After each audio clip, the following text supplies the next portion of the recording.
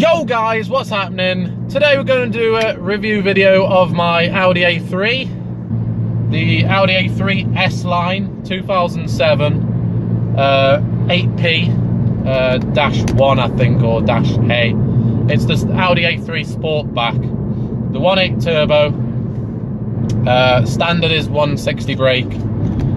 And all round is an absolute pleasure to drive. And a brilliant car. Now, as standard, the car comes with 160 brake. The springs that are on it, the suspension, it literally, you can throw it into any corner and it'll grip round it at whatever speed. It's absolutely brilliant in corners.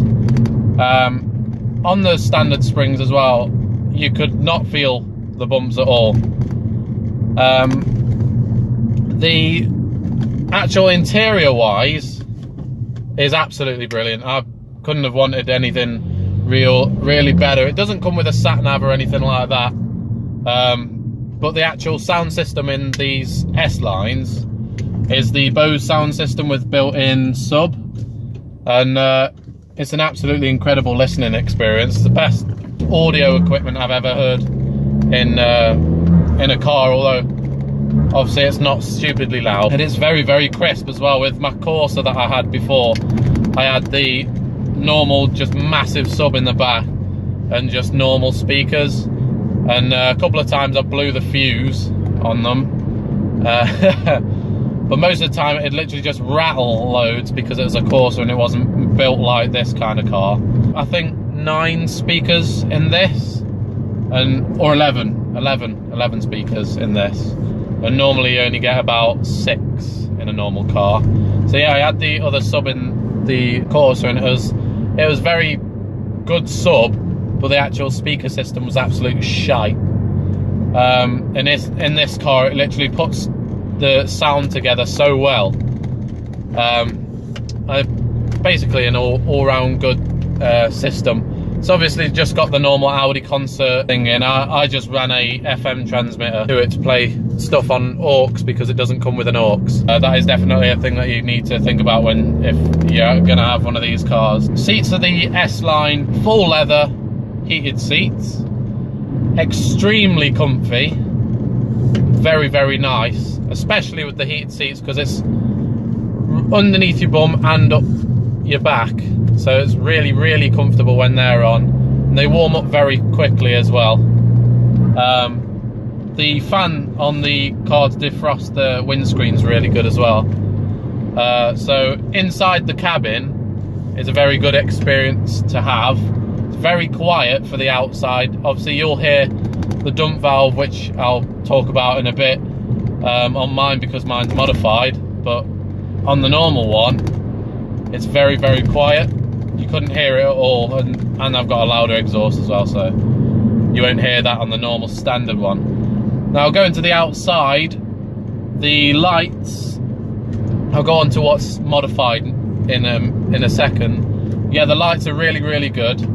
I haven't ever had to change a bulb, and I've had it 8 months, so it's not that long, but I've had it long, and when you hear about the modifications I've done to it, then you'll definitely think, oh well, fair enough, the good quality. Onto the engine. The engine, because I'll say that the car is all round good. It's very good. This particular engine is not. It's extremely bad. Don't get me wrong though, it is a pleasure to drive, and except from it drinking so much oil and fuel, it's pretty good. Like the acceleration and stuff is pretty good. Now for a standard 160 brake car, it actually moves quite well. It's 0 to 60 in 7.7 seconds. So it's pretty nippy, and the response is really good. And Audi's seat, I was told off someone, I don't know whether it's completely correct, don't quote me on it, is that Audi introduced this like two version turbo two-stage turbo thing where it reduces lag, and it does work. It's just when the Audi A3 one that I've got, the 1.8 turbo, is very much no power, no power, no power. Then you start hearing the intake, and then when you get to about 2.5 to 3,000 revs, it gives you all the power at once. It's kind of like a VTEC, but obviously turbo, and loads better. It does drink a lot of fuel though. Like, if I have a look at my computer right now, it's currently at, it's not too bad, 37.7 miles per gallon. If I put my foot down, it's gone straight down to 30. Now, I have had it when I first got the car, I absolutely gave it the balls, and it went down to, I think, 17 or 18 miles per gallon. So when you absolutely rag them, they're really not good on fuel. But when you're normally pottering about and stuff, they'll keep to about 35 or something, which is not too bad for a 1.8 turbo. Obviously you're thinking of more of a performance car. It's not too bad. Now onto the modifications. I have not done that much to the car, but little bits. I've put the Audi Performance sticker on the front, the Deadly brand sticker on the back, which aren't really modifications, just a bit to individualise the car. The lights, I've got the fogs as daytime running lights. I had to get my friend to get Carista, and he plugged it in and made him do this.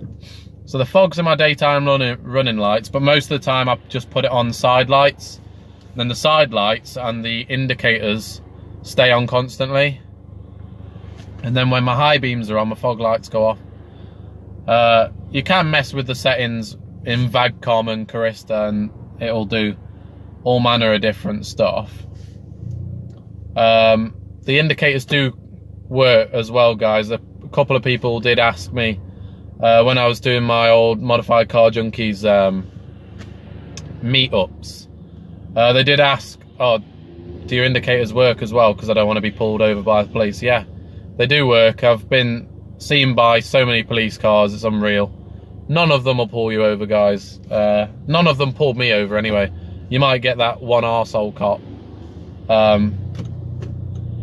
But most of the time they'll just leave you alone, because you can still indicate and stuff, so it's not actually messing with the car that much. I've had the exhaust de-back boxed.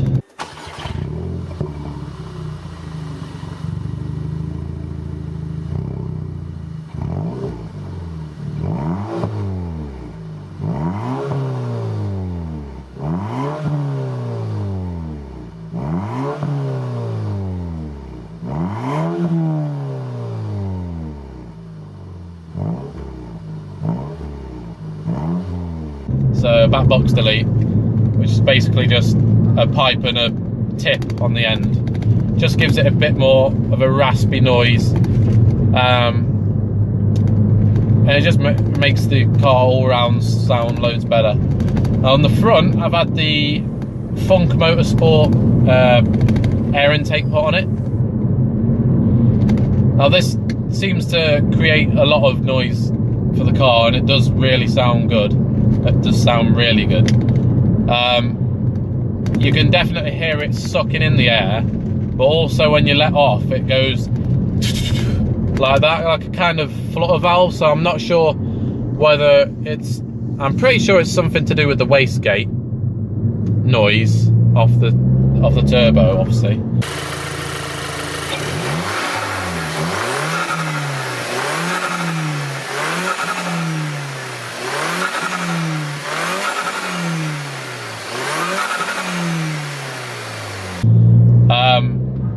But I've not heard, because most of the time when cars put a dump valve in, it'll go tss, not like that. It's more like a Subaru kind of flutter valve thing going on.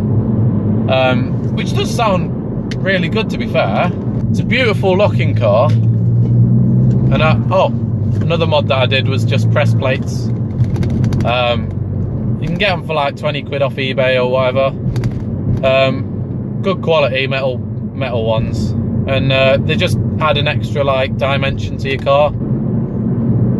I can't fault it for the car that it is, but the engine, like, I'm not saying that all the 1.8 engines are bad as well, because the ones that are before my car, the 1.8T, not the 1.8 TFSI, were very, very good engines, and the 20 valve engines are really good. 1.8 20 valves are good as well. It's just this particular engine code. So that was just a shame, really. But the actual car in itself is a very, very good car. I hope you enjoyed the quick review that I did of the car, guys, in the 8 months that I've owned it. I hope you like all my other videos. Please like, comment, subscribe. I'll see you in the next one. Peace.